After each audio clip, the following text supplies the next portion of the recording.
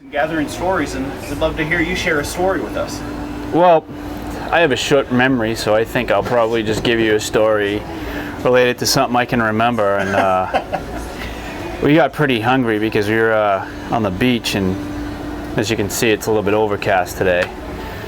And man, it just gets boring, and I started reading a book. I got 30 pages in, and I got bored, and I walked upstairs, and I said I can have a coffee, I can drink a beer, which I did both. I drove a bike.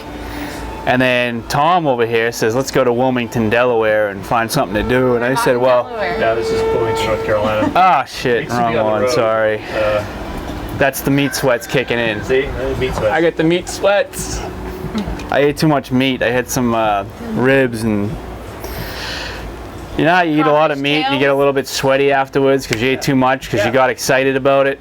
That's the meat sweats. I get the meat sweats right now. So I'm thinking I'm in Delaware and we're here in North Carolina. So yeah, that's my first mistake. So as you can see, my memory is a little bit short, but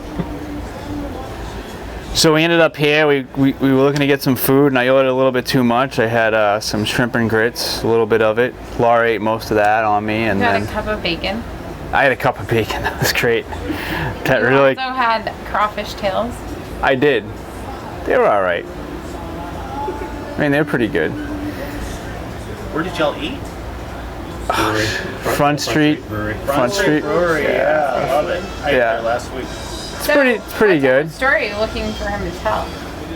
He can really tell whatever story he wants. Like, if it's just an awesome story or an inspiring story or a sad story, anything like that. I got a great. I actually have a great story. Yeah. So last night, similar situation today. We ate this huge sirloin Thought you were in steak. Delaware, and actually you're in North Carolina. I didn't even know where I was.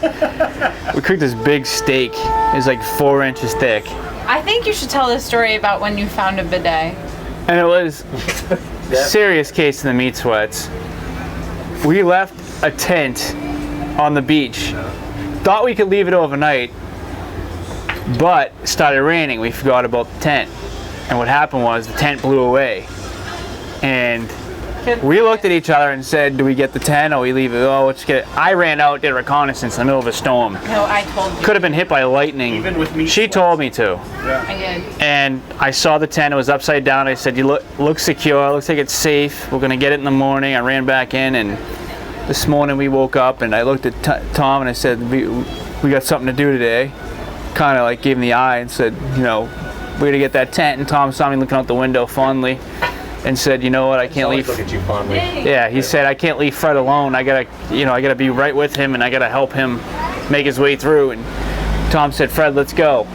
And we went outside and we packed that tent in and brought it back and found out there was limited damage. Wasn't as much damage as we anticipated. And it was a feel-good story. And after we did that, I went biking. I felt like I could go on with my day. It was a wonderful, wonderful time. You should